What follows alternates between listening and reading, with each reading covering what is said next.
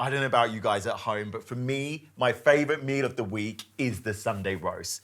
Whether it's sunny or cold, I don't care. I'm having a Sunday roast. It's an institution in my family. Oh, I do agree. And you've got a good-looking piece of meat there to do it with. This is such a beautiful piece of beef. It's a gorgeous cube roll from Glenyarra Pastures. It's stunning. Like, look at the darkness in the colour here. I love this beef. Like, Scotch fillet is one of my favourites. You know, it's a prime cut, super tender. It comes, I've got to bring out the cow. Yeah, go on. I love the cow on the arm. Yeah, go. It comes from this part of the animal. So it's on the rib. So it's a non-working muscle. So it's super tender, but full of flavour. Like, you get so much from it. So I'm going to do it absolute justice today with a beautiful roasted rib. Nice. Nice. Okay. Kind of looking forward to this meal, I've got to say. Yeah, wow, who doesn't love? No Brit in the world doesn't love a Sunday roast. If you can chop up the herbs for me, Joe, nice bit of rosemary and thyme, we're going to basically marinate this up. Not even marinate, we're going to do it in like a little rub. So I'm just going to cover the beef in some olive oil first. I'm going to add in some mustard. Beautiful Dijon, not too hot, but like, it's a beautiful flavour carrier, but it's also like a glue. It's like a meat glue. It's a natural meat glue. Do you know what I mean? So all those spices and herbs are going to stick to this beautiful cube roll. And you can see with this rib, like, it's a lovely colour on it. It's not overly fatty. Like, it's not overly marbled. Aussie beef really is, though, some of the best beef in the world, right? I'm very privileged where I've worked with beef all over the world. Australia is my favourite. And also, the farmers. Like, let's not forget, these guys, they know what they're doing. You know, they're passionate about raising good beef. They don't take shortcuts. We have some of the best farmers in the world, without a doubt. Totally agree. All right, Joe, if you just give that a quick chop for me. Like, the smell of the rosemary and the thyme, honestly, I love it. And it goes so well with beef. It makes me think of the British countryside, actually, thyme and rosemary. Because it's the one thing that grows all year. Yeah. Like, it stays alive, it's beautiful, and, oh, yeah, proper. And they're hearty herbs, aren't they? Very robust sort of herbs. It's the one thing you'll always find in my garden. Yeah. Just because they grow. I can't kill it. Don't mess around with coriander. Just get some rosemary and thyme and you'll be fine. That's beautiful, How's Joe. that? Thank you. All right. And then we just almost sprinkle it on. Both sides. Don't worry if some falls off. We'll get it back on there. Joe, if you can just grab me the oven tray.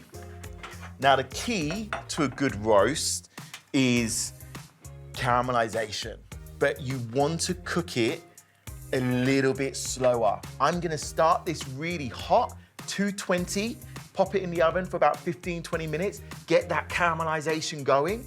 Then I'm gonna drop the temperature to about 160 and cook it for about another hour and 20, hour and a half, just till it hits 52, 54 degrees.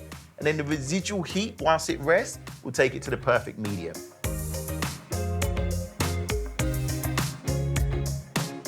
It wouldn't be a roast beef without proper Yorkshire puddings. Your job, Joe. Big job. It is. Well, I mean, everyone's got a slightly different way of doing their Yorkshire puddings. Everyone's got a top tip. So come on, what's your top tip? Do you know what? My biggest tip with Yorkshires is do it the night before if you can, okay? Yeah, you mean make the batter the night before. Yes, make the batter the night before. Thank you. Make the batter much, much nicer. Lighter, little bit more lift. But if you're like me and you're busy, on the day also works really well. And this recipe, it's simple. So, Joe, it's literally equal quantities. Egg, milk, flour. That's all you ever need to remember with Yorkshire puddings. Salt and pepper, job done. Okay? Done. Don't mess it up. I'm gonna make an old school gravy, and I'm gonna start with a roux, okay? So, butter and flour to start. A nice stock on top, and you've got a really good base for gravy. Gravy doesn't have to be difficult. We're just gonna add in our flour. And I'm just gonna use a spoon to bring that together. All right. So now I'm gonna add in Worcester sauce. Absolute must for me in a gravy. straight into the base. So that really then flavours your roux and will go into the gravy and just give it that umami hit. Can I get the stock? For me, Worcester sauce was the UK's fish sauce, you know? Yeah. It's that sauce that used to go in everything, still does. I feel like we've lost it a little bit, but I'm personally trying to bring it back. No, I am too. I'm with you on this one. Yeah, I love it. I had to seek it out when I first came to Australia. All right, so we're just adding in our stock now. I'm using half chicken and half beef stock.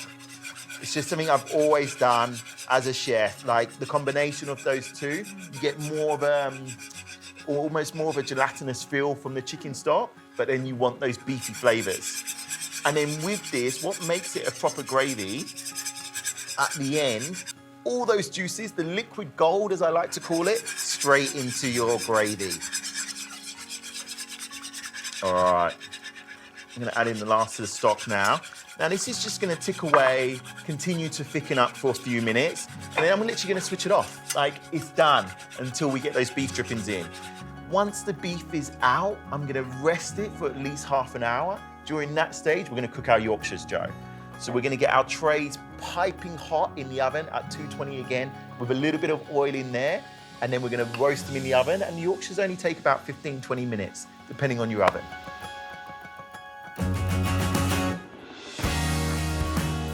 I'm excited, I don't know about you, Joe, but I am. I mean, look at this beautiful piece of beef. It's incredible. I find it very hard to go past beef. It's just one of life's great gifts for me. Liquid gold, I told you about it before. The resting juice is so important. Bring your gravy back to a rolling simmer and just pour this straight in. That real intense, beefy, beautiful flavor that you get from your gravy, that's where it comes from. You can see the color difference in this gravy now as well. And now for the star of the show. Well, I don't know. I mean, is this the star of the show? This the star of the show? It's all the star. I mean, look at that. Is that not a beautiful looking Yorkshire pudding? It is. So light. They're gorgeous. Honestly, Yeah. Yorkies with roast beef are an absolute must. Look at that. Beautifully Beautiful cooked. blushing red in the middle, perfect medium. It's been resting for about half an hour and you can see the steam still come off it. Everyone always says to me, is it not gonna go cold? Like, what do we do? Do we then heat it back up? Trust me, it will still be hot in the middle. Could you grab my plate for me, please, Joe? Thank you. Perfect there. Yeah. I'm gonna put some generous slices of roast beef down. Little bit of pepper. Our gorgeous gravy. Look at the color and the shine on that.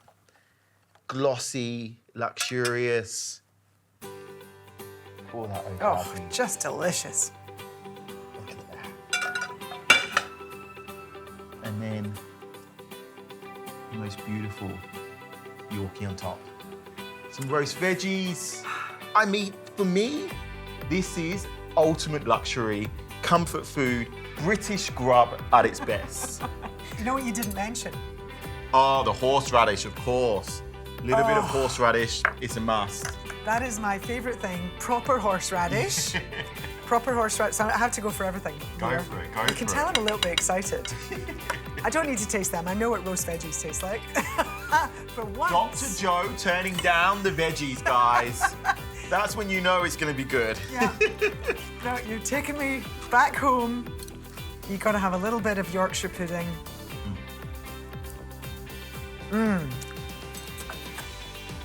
The flavour of that beef, like, it's beautiful. It's so tender and juicy, punchy, beefy. You know, it tastes like proper beef. It's delicious. It's a beautiful cut of beef, Lovely. perfectly cooked. You're right, that gravy is just, you know, adding the flavour. I love that little pop of horseradish and a crunchy Yorkshire pudding on top. And yeah, eat the veggies too.